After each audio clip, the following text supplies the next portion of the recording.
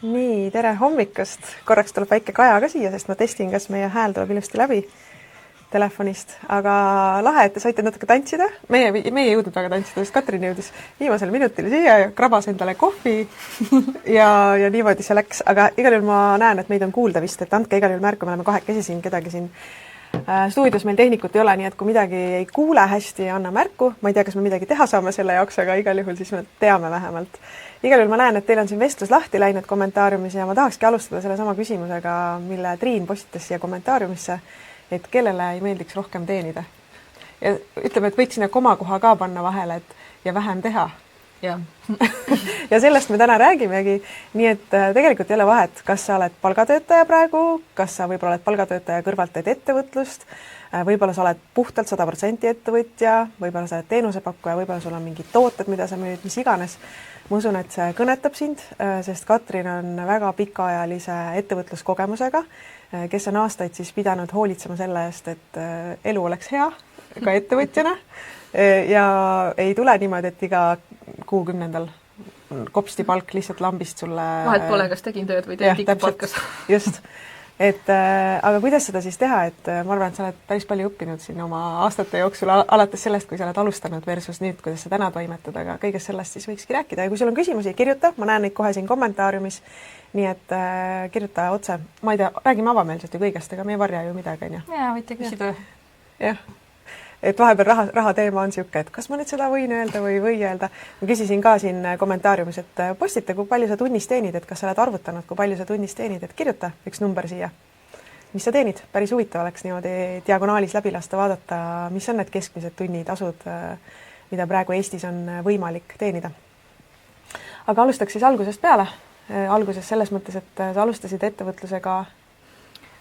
Mu viimane tööpäev kellegi alluvuses oli augustis 2016. Et siis 9 aastat olen olnud iseenda tööandja. Varsti juubel. Ja kui sa mäletad neid esimesi teenuseid, ühesõnaga tutvustuseks Katrini poole pealt, et Katrin on digiturundaja ja oskab igasuguseid automaatikaid kokku panna, tehisintellekti praegune väga käpa peal hoidja, mis toimub tehisintellektiga ja aitab siis ettevõtetel igasuguseid automaatikaid kokku panna, mis aitavad ettevõtetel paremini raha teenida, ehk siis siuke turunduse valdkond. Aga kui sa alustasid ettevõtlusega, siis mis olid need teenused, mida sa siis alguses pakkuma hakkasid? No kuna ma olin töötanud ikkagi aastaid, mingi 6+ aastat erinevates agentuurides, meediaagentuuris meediaplaneerina, siis ega ma alustasingi sellest, et üks mu esimesi kliente tahtiski sellist digiturunduse tuge, et ma vaataks, et neil kõik töötaks, teeks neile igakuise raporti, postitaks siis neid postitusi sotsiaalmeediasse, võimendaks paremaid postitusi reklaamiga, vaataks, et Google'is oleks õiged märksõnad seal search adsis, neil oli ka paar välisturgudele suunatud kampaaniat, et võrrelda, et kuidas siis need omavahel töötavad, et see oli selline ankur klient nii-öelda, kellele ma siis tegin sellist mitmekesist digiturundust. Siis telliti mult päris palju ka konsultatsioone, kuna väikesed ettevõtted nägid, et see on hea võimalus saada infot kelleltki, kes on siis teinud hästi paljudele erinevatele ettevõtetele just agentuuri mõttes tööd, et see annab väga hea laia silmaringi ja väikestel ettevõtetel ei ole eelarvet nagu sellist suurt agentuuri palgata, et siis siis ma sain aidata neid lihtsalt edasi sellega, aga selline reklaamide haldamine, meedia planeerimine on olnud nagu minu põhiline asi, mida ma olen teinud nagu aastaid. Sul on selles mõttes nagu tänuväärne töö, et mõnes mõttes sa saad panna ka sinna mõõdetavad tulemused taha, et palju sinu tegevuse tulemusena ettevõtte reaalselt kontole raha tuleb. Kas sul tuleb, ma hüppan nüüd vahepeal niimoodi segamini su tööelus ühest aastast teisega, kas sul tuleb mõni selline eriti edukas projekt, kus sa oled aidanud ettevõtjal teenida ikkagi, ma ei tea, 5-kohalisi võib-olla suuremaid numbreid? Ja üks tegelikult isegi suhte alguse poole kuskil 2016-2017 ma aitasingi automatiseerida ja üles seada niisugused nagu täisfunneli koolituste müümiseks ja sellel koolitajal ikkagi see emaili list mitmekordistus, kuna tal endal tooted olid ka väga head, siis nad müüsid väga hästi ja minu arust meil oligi esimese lansseerimise lõpuks, ehk siis kui meil olid kõik need need on nurture sequence'id ehk siis need väärtuspakkumise kirjaseeriad läbi tehtud, et sealt tuli ka ikkagi 5-kohalised numbrid müügis juba siis, et see automatiseerimine ja on ka selliste väikeste 1-2 mehe või naise ettevõtete puhul täitsa võimalikud. Aga kuidas sa siis, kui see ei ole saladus, ärisaladus või mingi suhtesaladus, et kuidas sa siis hinnastasid oma teenust? Siis ma tegin tunnipõhiselt veel, jah. Et nüüd ma proovin seda pigem vältida, aga siis oli hästi tavaline, et mul too küll jooksis ja siis koos arvega läks niisugune sekundipõhine raport kaasa. Ja palju sa küsisid tollel ajal siis tunnist? Ma ei mäleta, see võis olla mingi 30 € äkki või? Seda peaks tegelikult vaatama varadest. Ehk siis nagu, ütleme, see oli see, et sina oma teenusega tõid väärtust ettevõttele 10 000-tes, on ju, aga ise esitasid vastu arve siis? Oleneb palju ma seal aega kulutasin, et selle ma saaks välja võtta Doglist, jah, aga ega ma olen vaadanud, et kuna ta oli üks mu klientidest, läbi aastate mulle tundub, et keskmine, kui sa teed täisajaga tööd, et selles mõttes, et sa ei pinguta nädalavahetusi ja ei tee ületunnitööd, siis selline 100 tundi kuus, millel on reaalselt mingisugune projekt ja töö, et et nagu tööaega, mitte sellist, et ma õppisin või lugesin meile või ma ei tea, käisin kuskil koolitusel, et neid tunde tuleb tegelikult kuu peale umbes 100, kuigi arvestatakse, et 160 tundi on täis tööaeg, siis 60 tundi lihtsalt nagu kuidagi kaob ära, isegi kui sa oled 8 tundi päevas kontoris, siis väga hea on, kui sa saad 5-6 tundi logitud kuskile projektidesse, et siis sellega peab ka alati arvestama, et sa ei saa 160 tundi kuus välja müüa, kui sa siis nagu rämedalt ületööd ei tee. Et ma mõtlengi, et siin on Kaari on olnud niisugune julge, on pannud oma tunni hinna siia kommentaariumis sellesse, on ju, ja nüüd võib-olla keegi siis arvutab, et 20 tundi 20 € tund, on ju, ja ma teen tööd 160 tundi. Palju on 160 korda 20? Mul ei ole siin ühtegi kalkulaatorit. 3200 vist. Appiga, ja. Ja põhimõtteliselt, milline summa, on ju. Aga hakseldaks selle summa natuke lahti, et ühe asja, mis sa juba tegelikult sealt vähemaks võtsid, oli just nimelt see, et tundide arv. Et me tegelikult ju ei müü välja 160 tundi. Ever ei müü, jah. Jah. Sest ettevõtjaks saades on ju meil on vaja tegeleda selliste tegevustega ka, mis otseselt, millest me ei saa esitada arveid, eks ju. Kui raamatupidaja tahab meie käest mingid kulutšekke saada, kui meil on vaja, ma ei tea, ennast harida, on ju, koolitada. Tahad oma kodulehele midagi uut üles panna. Turundada, teha postitusi. Reelsi tegemise eest, kui sa ise endale teed reelsi, kes selle eest sulle maksab, on ju, keegi ei maksa. Ja?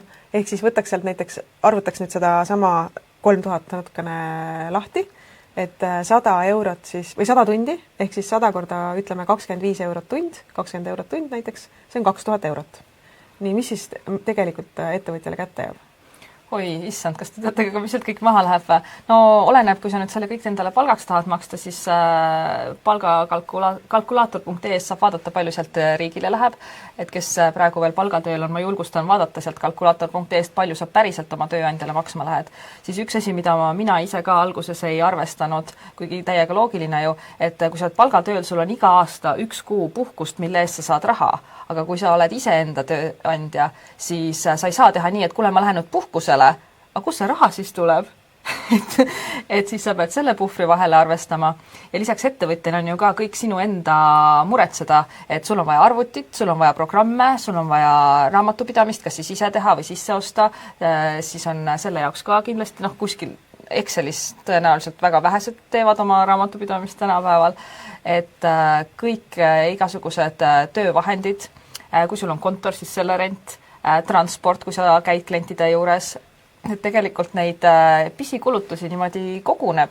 No ütleme keskeltläbi ühe mehe ettevõtte, teed kodukontorit, teed ise raamatupidamist, teed kõike ise, teedki 12 tundi päevas, sellepärast, et sul on kliendid, on ju, heal juhul on sul kliendid, heal juhul on need olemas, kellele arveid esitada. Nii, võtame 25 € tund, 100 sükest tundi, mida ma välja müün, mis on lagi tegelikult, on ju, mis on super hea tulemus, see tähendab, et sul on juba väga hea head kliendid, 2500 € tuleb mu ettevõtte kontole.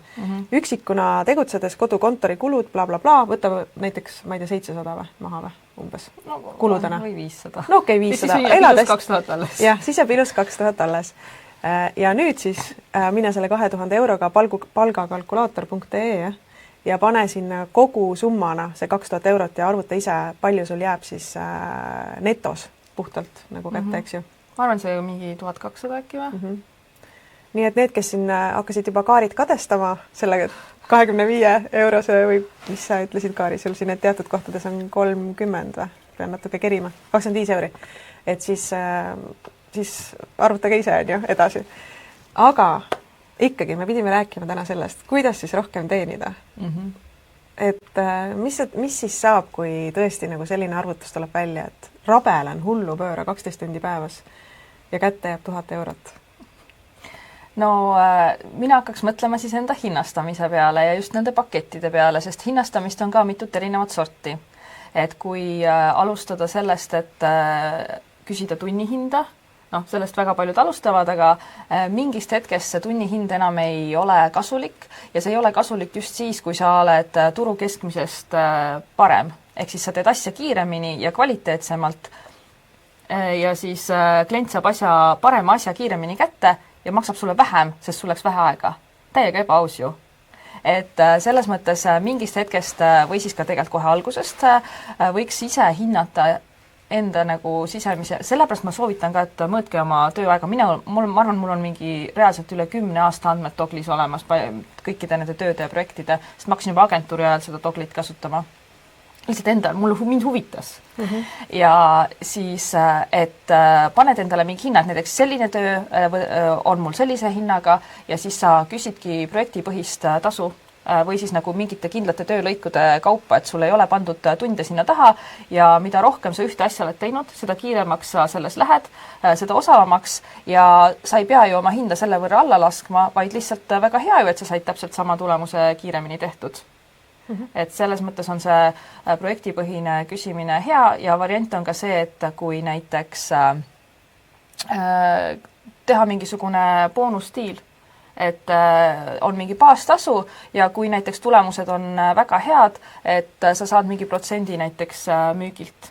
Sest ettevõtjatel on ka risk, kui nad võtavad endale näiteks turundaja või ükskõik, kelle nad palkavad või võtavad sisse, sest et neil on ka alati see mure, et kas see tasub ära ja kas ma teenin selle raha tagasi, sest nemad justkui on nagunii kohustatud sulle maksma, isegi kui see nendele kasumit ei too.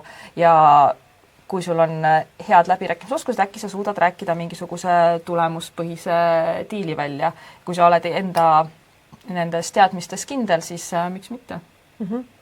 Kui mõtelda natuke selle peale, et kui ma nüüd tahan hakata seda teenust projektipõhiselt siis pakkuma, et muidugi seal tulevad need nüansid, et algajana võib-olla ma ei tea, kui palju mul endal aega sinna läheb tegelikult ja siis tulevad igasugused üllatused, et see on see illustratsioon sotsiaalmeedias, mis on, et ettevõtja tellib sinult ma ei mäleta, see tuleb ette see pliiatsi või nagu kujutab ette mingit lossi, on ju, põhimõtteliselt. Someone can do it cheaper, on ju.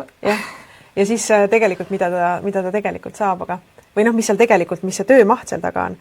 Aga ma tahtsin seda küsida projekti puhul, mis on selline nagu mõtteviis teenusepakkujana, mis peaks olema, kui sa pakud teenust ettevõttele ja sa tahad siis pakkuda mitte tunnipõhiselt, vaid näiteks projektipõhiselt ja nii nagu sa ütlesid, ka mingi boonuse välja nagu kaubelda on ju, või läbi rääkida.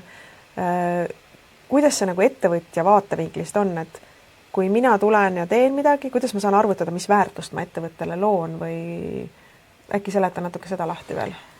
No osade töödega on seda palju lihtsam teha kui teistega ja ma tean, et siin on hästi populaarne ka näiteks pakkuda sotsiaalmeedia haldust ja ma juba aastaid tagasi vaatasin, et see üldse ei tasu ära. Sotsiaalmeedia haldus on tegelikult väga vastutusrikas, see on ju ikkagi ettevõtte avalik maine, need postitused kõik seal ja see võtab väga palju aega, et seda kvaliteetselt teha, aga kuidagi seda ei hinnata, sest et sealt on väga raske tõestada, et sealt tuleb kohe nagu raha tagasi.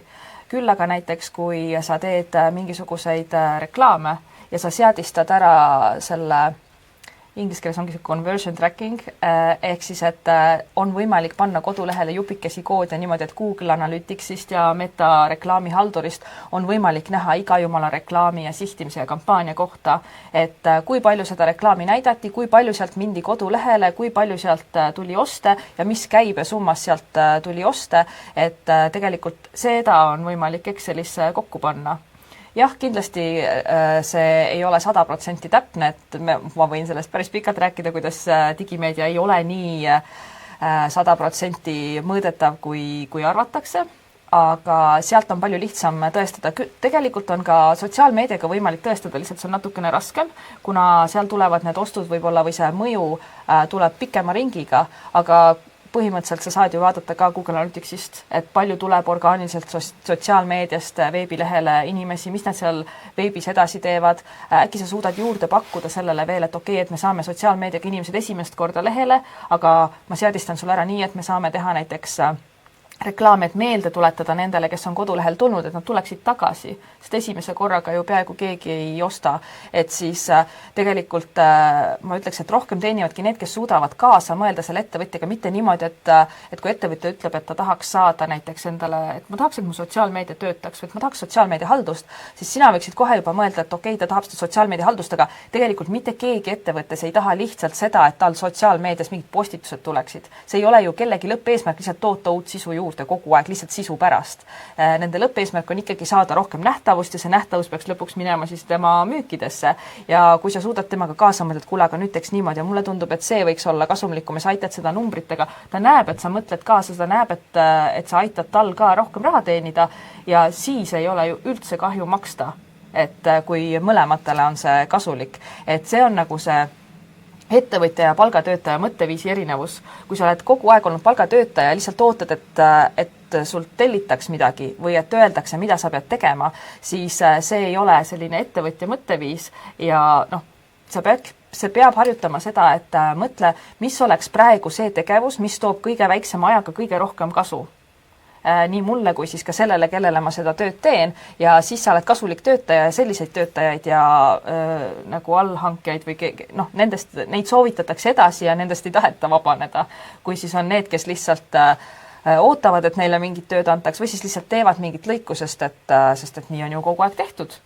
See oli päris hea võrdlus praegu, mis sa tõid tegelikult see kiht juurde, et ütleme, et kui sina ka võib-olla pakud sotsiaalmeedia haldust on ju, või midagi sarnast sellist pehmet teenust nii-öelda ettevõttele, et kui sa lisad oma oskustele juurde veel mõned asjad, näiteks selle, et kuidas seadistada reklaame, kuidas mõõta konversioone, et hakata aru saama kogu sellest ettevõtte nagu suuremast pildist, siis on sul võimalik hinnastada oma tööd projektipõhiselt ja ka väärtuspõhiselt. Et kui ma tulen tagasi nüüd selle algusloo juurde, kus sa tegid selle funneli, mis inimesele koolitajale tõi sisse siis 10 000 ja sina hinnastasid ennast 20 euroga tund on ju sekundi pealt. Et kui see tänane olukord oleks olnud niimoodi, et sulle tuleb klient, kes ütleb, kuule, mul on põhimõtteliselt funnelit vaja, mul on vaja lihtsalt raha teenida. Kuidas sa hinnastaksid ennast nüüd? No ma prooviksin alguses aru saada, palju seal üldse potentsiaali on, et kui tal on mingeid varasemad statistikat või numbrid, et on näha mingisuguseid neid konversioonimäärasid või ostuprotsente, siis sealt saab ju arvutada. Kui ei ole midagi, siis ma ka ei julge väga sellist tulemuse peale diili teha, sest et vahel on lihtsalt see, et sa võid teha superturundust, aga lihtsalt see toode veel ei ole valmis või see sihtrühm, et kõige parem on võtta endale kliendiks neid ettevõtteid, kus see toote ja kliendi nagu see match on olemas, selles mõttes, et seda tahetakse osta ja müügid on olemas, aga puudu on lihtsalt see võimendus, et nad ei oska seda nagu rohkemateni viia ja turundust teha. Kui probleem on turunduses, see on superklient, aga kui probleem on selles tootes, siis on turundusega saab natuke päästa, aga mitte väga palju. Et esimene asi on see, et proovida siis lihtsalt hinnata, et mis case seal on ja ma proovin siis alati vaadata, et mis tal juba olemas on, mida sinna oleks vaja juurde teha, et see müük hakkaks käima. Kuna mul on tõesti aastate kaupa juba enda neid tunde logitud, ma enam-vähem tean, kui palju mul endal võiks ühe või teise asjaga aega kuluda, siis sinna mingisugune puhver juurde arvestada, sest et eriti kui on tehniliste seadistustega, siis ikka tuleb mingeid üllatusi ette, kellel on mingisugused custom asjad veebi ehitatud, siis mingi, me kunagi lasime selle ringi teha, okei. Et siis, ja siis proovidagi mõelda, et mis oleks siis nagu tunni või selle projekti hind, kui ma nüüd arvutan need tunnid ja selle mingi puhvri sinna vahele, et ma ise oleksin rahul. Ja et see ei tunduks ka väga üüratu sellele kliendile. Et näiteks ma vahel ka vaatan teadnikust, et mis siis nende käibed on, kui on näha, et sealt ei tule, nendel ei ole eriti käivet, siis on teada, et nad ei saa ka väga palju alguses kulutada. ja see protsent, see väga sõltub ka, mida müüakse, kui on tegemist digitoodetega, siis saab sealt väga suure protsendi ära anda, sellepärast et iga järgmine müük on sisuliselt ju kasum. Aga kui see on ikkagi mingi füüsiline toode, siis sellega kaasnevad ikkagi mingid saatmiskulud, laokulud, toote enda kulud, et siis see protsent peab olema väiksem. Ja tegelikult võib ka lihtsalt guugeldada, mis ühes või teises valdkonnas niisugune keskmine marginaal on ja siis sa ei saa kogu marginaali endale küsida. Et selles suhtes, et see peab olema ka niisugune nagu õiglane diil, aga ma olen vaadanud ka, et Eesti ettevõtete puhul ei ole üldse kerge rääkida neid diile läbi, sest et ka ettevõtjad on natukene sellised, nendel ei ole neid numbreid, esiteks nad ei ole arvutanud ja ikkagi need ei julge usaldada ka seda. See on mõnes mõttes kummaline, sest tegelikult ettevõtja vaatevinklist tal ei ole ju tegelikult just vastupidi midagi kaotada, et kui mõlemad pooled on pühenduvad ja motiveeritud, on ju, et siis protsentides nagu oma teenuse müümine tegelikult võiks just kõlada nagu hästi. Jah, no see on küll, aga minu arust ka Timo Purvanen, nad tegid ka päris palju neid selliseid diile, aga siis ka lõpetasid ära, sest et et kui ei tule välja, seal võib ju olla väga palju põhjuseid, mitte ainult turundus, miks näiteks ei lähe mingil kampaanial või müügil hästi, või siis on ka see, et kas on tehtud kõiki nagu tulemusi arvestatavad mingisugused lepingud, et kui näiteks hakkab kliendil jube hästi minema ja siis ta vaatab, et aga ta ei taha sulle nii suurt summat selle pealt maksta, sest et turunduses tegelikult ongi see, et alguses, kui süsteemid on vaja paika loksutada, see võtab väga palju aega, aga mida aeg edasi, kui sul kõik on paigas, siis selle haldamine ei võta enam eriti palju aega, aga müügid võivad ikkagi kasvada ja siis võib mingi hetk sellel ettevõttel tekkida tunne, et see turundaja ei tee ju midagi ja võtab nii suure raha endale, kuigi see töö oli nagu ette tehtud. Okei, väga äge. Et üldse selles mõttes nagu kõik see, mis on skaleeritav, on ju, et üks viis, mis me siin olemegi praegu, võtaks väikse vahekokkuvõtte vahepeal, et põhimõtteliselt, kui sul on, kui sa hinnastad ennast ainult tunnipõhiselt, siis tõepoolest, nii nagu keegi siin kommenteeris ka, see ei ole väga jätkusuutlik kokkuvõttes ise ettevõtjana hästi ellu jääda ja hästi elada. Aga teine, kuidas viis on siis projektipõhiselt, kolmas viis on see, et sa küsid seda protsenti, aga üks viis on veel, kuidas seda raha rohkem teenida, pakkudes neid teenuseid, mis on sinu jaoks juba nii nii-öelda käpas, on ju, ja teine asi, et kus on võimalik võib-olla ka skaleerida selles mõttes, et sul on mingid templiidid, et sa näed vaeva ja ehitad valmis mingisuguse, ma ei tea, kas või mingi funneli ühele ettevõttele, oletame näiteks, et see on mingi raamatupidamisettevõte, ja see põhimõtteliselt, Eesti on muidugi väga väike turg, on ju, et oma nendele konkurentidele minna sama funneliga, võib-olla see pole väga õiglane, aga minna üle kogu laia maailma on ju pakkuma teistele raamatupidamisettevõtetele täpselt sama tööd, mida sa oled tegelikult juba üles ehitanud, et kas sul on ka selliseid kogemusi olnud, kus sa skaleerid nagu oma teenust niimoodi, et sa alguses ehitasid selle üles, aga sa saad seda sama teenust põhimõtteliselt pakkuda teistele ettevõtjatele, tehes, ma ei tea, 10 korda vähem tööd kui alguses? Ja igasugused siuksed, kus saab põhjad valmis teha. Funnelid on ikkagi suht nagu selles mõttes lehe spetsiifilised, et see tehniline nagu, mida keegi valib, sõltub ka sellest, et mille peal neil veebileht on või neil pole midagi ja kui palju nad on nõus näiteks mingite programmide litsentsitasusid maksma. Aga näiteks üks selline asi, mis mul kohe esimesena meelde tuleb, mida on hea teha, on see, et mulle meeldib teha dashboardi Google Looker Studios.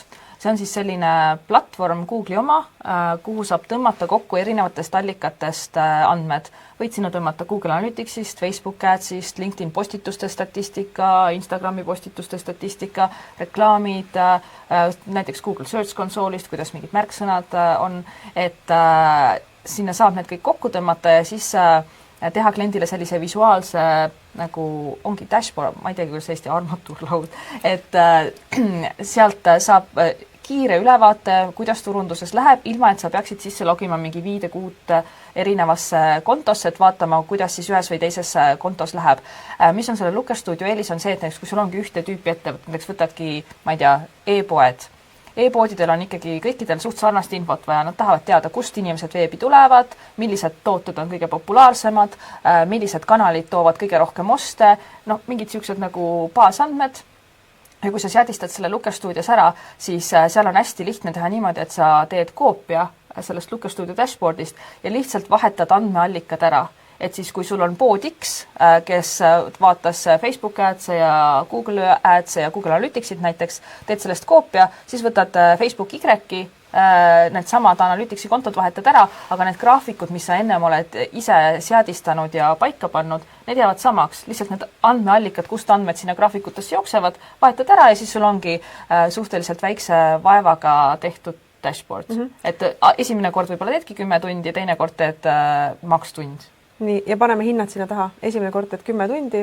Mis hinnaga sellist asja müüa saab, sest absoluutselt see on täiega väärtus on ju ettevõtjatele. Me kõik saame sellest aru, et väga keeruline on juhtida ettevõtet, kui sa ei tea, kus sul kliendid tulevad, millised kanalid sinu jaoks töötavad, eriti kui sa oled väike ettevõte, mida enamus Eestis on, et sa ei pea panustama, ma ei tea, TikToki, LinkedIni, igale poole mujale, kui tegelikult sinu kliendid tulevad Facebookist. Ja nagu sa ütlesid, on ju, Eestis enamus ettevõtjad kahjuks ei tea neid numbreid, siis see on väga suur väärtus omada sellist dashboardi, kus sul kõik need andmed kokku jooksevad, et sa viskad ühe pilgu peale ja sa saad aru, mis su ettevõttes toimib. Aga mis selle teenuse hind on? No ütleme näiteks, et kui seda teekski näiteks nullist, teed 10 tundi, sinna sisse on siis arvestatud see ka, et võib-olla sellel ettevõttel on seal paar kommentaari, et muudaks ühte või teist asja või midagi lisada ja siis ma ei tea, mulle tundub, et turunduses alla 50, kes on nagu siuke tehnilisem või ma isegi mõtlen, nagu ma mõtlen projekti hind. Jaa, ma mõtlen, kui sa ise nagu sisemiselt mõtled, et nullist tehes läheks, ütleme circa 10 tundi, alla 50 euro tunnis ikka ei küsiks, kui see on niisugune keerukam töö, siis ütleme, et see on niisugune 500-ne. Et teed selle ühe korra endale valmis, müüd 500-ga maha, järgmisele sa teed selle tunniga valmis ja müüd ka 500-ga maha. Kas läks natuke lõbusamaks ja selliseks lootusrikkamaks, et tõepoolest on võimalik mitte jääda kinni sellise madala tunni lõksu, vaid natukene mõelda, nuputada ja skaleerida või võib-olla mingeid teenuseid erinevate ettevõtete vahel ja tõepoolest siis tunni aega teenida 500 eurot. Ma ei näinud, et keegi siia kommentaari oleks pannud, et ta teenib tunnis 500 eurot. Aga sul on algamas nüüd uuesti siis AI digistrateegia õpiprogramm, aga enne kui me sellest natuke räägime, et võib-olla mõne sõnaga lihtsalt, mis on sinu meelest sellised tulevikutööd, mida praegu, need oskused, mida praegu tõepoolest tasub ära õppida, sest iga õppimine on tegelikult raske, on ju, selles pärast, et sa pead võtma selleks aega, kõige muu oma elu kõrvalt, võib-olla oma töö kõrvalt, see tähendab võib-olla pikemaid, väsitavamaid töötunde ja nii edasi, aga kui pidada silmas perspektiivi, ma ei tea, näiteks 3 aastat, 4 aastat tulevikku, mis on sinu meelest need oskused, mida võiks praegu õppida? No see on selline tänavõhtu töös ennustamine, sest ma vaatan tegelikult ka suht creepy on tegelikult, kui kiiresti see AI läheb edasi ja mida kõike see oskab. Et siis mulle endale tundub, et on 2 varianti, et sa kas õpid ära hästi palju erinevaid AI võimalusi ja lahendusi, mis tähendab, et sa saadki teha mitmekesist turundustööd või ükskõik, mis tööd sa teed umbes, ma ei tea, 10-20 korda kiiremini, ehk siis olla palju efektiivsem. Või siis teine variant on see, et sa võtad mingi ühe lõigu, milles sa oled juba väga hea ja hakkad selleks nii heaks, nagu maailma tasemel heaks, et arvuti või see tehisintellekt ei suuda sellele tasemele ja sellise kvaliteetteenuse järgi on ka alati nõudlust. Aga kui sa oled nüüd niisugune keskpärane suht kõiges, siis tehisintellekt suudab keskpäraselt ka väga paljusid asju teha ja kui nüüd need AI agendid, mida siin nüüd esimesed niisugused algelised juba on hakanud tulema, kui need tulevad siin mõne aasta perspektiivis, siis sa oled kilplane, kui sa teed käsitsi mingeid asju. Et üks on kindlasti see, et viia ennast kurssi erinevate nende tehisintellekti tööriistadega, et sa saaksid olla lihtsalt efektiivsem ja ei teeks mingeid tüütuid ja igavaid asju käsitsi, mida juba arvuti saab väga kiiresti ära teha. Teine asi, mis ma näen kindlasti, on see, et praegu saab igasuguseid andmeid koguda, aga oleks vaja inimesi, kes oskaksid siis nende andmetest ka aru saada ja neid tõlgendada. Et ma võin ju selle dashboardi teha, ma võin selle ju kellegile nagu anda, aga kui ta võib ju neid numbreid vaadata, aga kas ta saab aru, mis nende numbrite taga on või et kas ta saab aru, et mida nüüd võiks muuta või mis võiks see hüpotees olla, mida võiks turunduses testida, et edasi paremaks läheks. Tehisintellekt aitab ka nende andmete analüüsiga, aga mitte nii palju, et seal on ikkagi sellist loogilist mõtlemist vaja, sest et sul on vaja ka seda turu eripära, et väga palju igasuguseid koolitusmaterjali asju on USA turu põhjal, aga Eesti on hoopis teistsugune. Siin ei ole nii, Facebooki põhiline soovitus on see, et ära lükka oma Facebooki reklaamide sihtrühma liiga väikeseks, et alla 2 miljoni ärge ikka tehke seal reklaame. Ma nagu mingi, olgu. et üks on jah, see andmete osa ja teine asi, mis on aegumatu, on selline müügipsühholoogia ja üldse inimese psühholoogia, et kas sa teaksid, kuidas inimesed mõtlevad, kuidas otsused tekivad, kuidas nagu siis ehitada üles seda müügiprotsessi, et see selline loogiline mõtlemine inimeste nagu psühholoogiast arusaamine, ma arvan, et mulle tundub, ma ei tea, pakkuge kommentaaris, mis teie arvate, sest et see on tõesti niisugune väga pöördelised ajad on hetkel, et raske öelda. Jaa, aga kui ma võtaks jällegi nüüd selle vastuse kokku, mis sa vastasid, siis kõlas läbi väga tugevalt tehisintellekt, millest me ei saa üle ega ümber. Võib-olla ikkagi enne veel üks küsimus, et kas, kui ma olen töötanud siiamaani, ma ei tea, põllumehena, juuksurina, käsitöölasena, kas mul on võimalik üldse nagu lootust, et ma võin õppida tehisintellekti ja tegema neid digiturunduse tegevusi, mis tõesti, millest sul, ma toon siis näite, tunni ajast on võimalik sul 500 eurot arvet esitada, et kas on võimalik ümber õppida? Ei, kõik on võimalik. Minu arust isegi uuringud on tõestanud, et aju on plastiline, uusi neid ühendusi saab alati tekitada. Pigem ongi küsimus iseenda tahtes ja motivatsioonis, et kui sa ei taha, ega sulle kulbiga ei saa seda tarkust pähe panna, aga kui sa väga tahad, siis see võimalus on alati olemas. Ja ma tahaks tutvustada korraks seda veel lõpetuseks siin täna reede on algamas see õpiprogramm AI oskusega digistrateegiks, kus Katrin on siis peakoolitaja ja praegu õpiprogrammi kava endale e-postile on sul võimalik saada head boonused, et just praegu on kõige parem aeg liitumiseks kuni 1. aprillini ehk siis põhimõtteliselt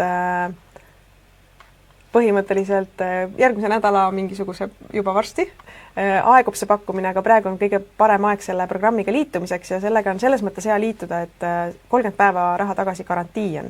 Nii et kui midagi sa tunned, et see programm ei ole sinu jaoks, siis ilma midagi küsimata makstakse sulle raha tagasi, nii et kaotada tegelikult ei ole midagi, aga see annab sulle võimaluse õppida siis töö, mis on asukoha vaba, mida saad teha üle kogu maailma ja mis ilmselgelt on järgmiste aastate jooksul üks nõutumaid teenuseid ehk siis AI oskusega, tehisintellekti oskusega digistrateeg. Nii et mine siia maandumislehele, telli endale programmi kava, see ei kohusta sind mitte millegi, aga annab sulle võimaluse siis osa saada nendest soodustustest.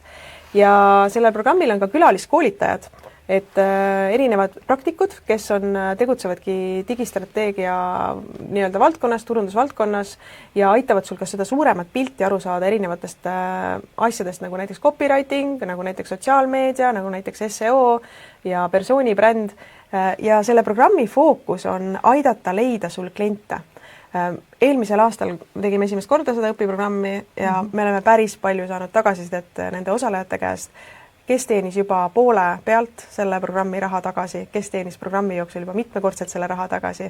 Muidugi see ei eelda seda, et see raha hakkab sulle kuskil puu otsas kasvama, see eeldab seda, et sa hakkad tegutsema, aga just nimelt nendes grupikõnedes, mis 2 korda kuus toimivad, et kui sa tellid selle programmi kava, siis saad täpselt pildi ette, mis seal programmis toimuma hakkab, on sul võimalus Katrini käest küsida ja näidata ekraani jagades erinevaid tehnilisi muresid, probleeme, mis saab ära lahendada, nii et sa tegelikult võid juba võtta endale lähimatel kuudel kliendi, keda sa hakkad aitama.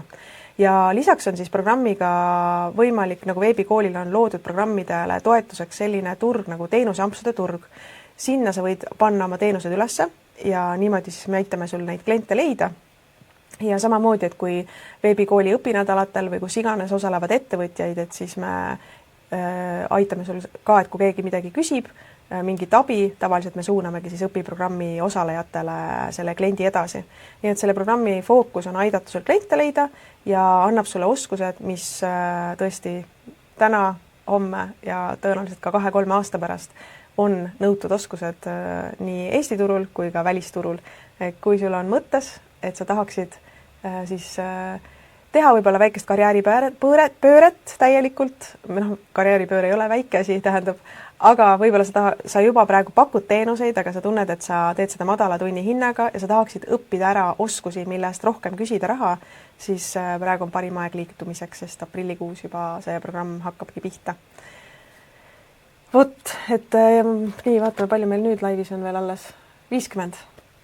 Vaatamata sellele, et vahepeal oli kuulda ei olnud.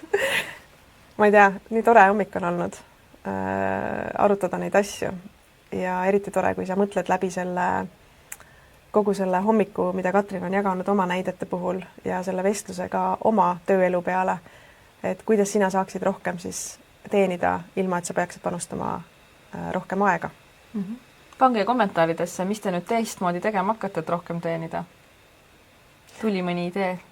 Jah, see inspireerib teisi ka siin, nii et jagage oma mõtteid. Aga tänaseks siis tõmbame otsad kokku. Aitäh teile, et olite kannatlikud nende häälepiperustega ja kohtume siis uuel reedel uuesti. Meil tuleb, Katriin võib kommentaariumisse panna, mis meil järgmine reede tuleb, aga minu meelest ongi juba siis ka hinnastamise osas nagu hinnastamise teema, et kuidas üldse hinnastada oma teenuseid, et need marginaalid ja kõik need sõnad, mis meil siin välja jooksid, on ju, et kuidas seda üldse arvutada välja, millise hinnaga ma võiksin oma teenuseid pakkuda ja kas mu äri on üldse jätkusuutlik. Okei, aga tegelikult vastame mõnele küsimusele ka, et mis siis, et meil praegu on ajaliselt üle läinud. Ma vaatan korraks, keerin siit ära, et siin oli küsimus selle suve osas, et kuidas see suvegraafik on. Suvi on samamoodi 2 korda kuus on grupikõne, külalisloengud ka, aga kõik materjalid on läbi järgi vaadatavad. Et selle veebikooli õpiprogrammi mõte on ikkagi anda iseseisvalt sulle hästi palju materjale, et sa saaksid seda õppida siis, kui sulle sobib, sellises tempos, nagu sulle sobib. Et kui sul on planeeritud näiteks selle 6 kuu jooksul mingi kuuajaline puhkus, kus sa tead, et sa tahad arvutijuhtmest välja tõmmata ja sa ei taha üldse nagu arvuti juures olla, see on täiesti okei, sest et sa saad enne seda puhkust või pärast seda puhkust lihtsalt järgi vaadata neid asju. Ja ühesõnaga, jah. Ja see programm toimub ainult 1 kord aastas, nii nagu Kaari siin kirjutab ja et praegu on siis hea võimalus on ju selleks. Ma ei teagi tegelikult, kas me järgmine aasta teeme, kunagi ei tea täpselt seda, aga igal juhul praegu on see võimalus. Ja vaatan, kas siin on mõni küsimus veel. Nii, vaatan korraks ka igaks juhuks üle selle küsimuste faili, et ma ei teinud seda ennem lahti, aga tundub, et küsimusi siin ei ole. Väga hea ja siis ülejäänud küsimused on saanud ilusti kommentaariumis vastatud. Vot, nii, tõmbame kokku. Hakake siis hinda tõstma, ma saan aru. Aga seal on tegelikult see teine pool ka, on ju. Et, ja skille või oskusi. Jah, et sa ei saa lihtsalt nüüd järsku hinda tõsta, sest et lihtsalt see kaovad kliendid ära. Et õpi selliseid oskusi, millega sa saad hinda tõsta ja proovi näha seda suuremat pilti ja läbi rääkida ka rohkem, et saaksid küsida protsendipõhiselt või projektipõhiselt. Mõnusat reedet, toredat nädalavahetust ja uute kohtumisteni. Tšau!